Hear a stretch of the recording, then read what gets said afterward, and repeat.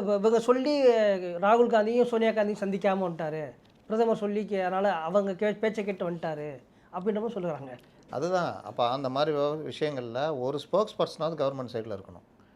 அவர்கள் வந்து கர்நாடகா பிரச்சனையில் மும்முரமாக இருந்தனால நேரத்தை பல விஷயங்களை கருதி இன்னொரு தடவை சந்திப்பதாக சொல்லிட்டு அவங்க வந்து இந்த தடவை சந்திப்பு நிகழவில்லை.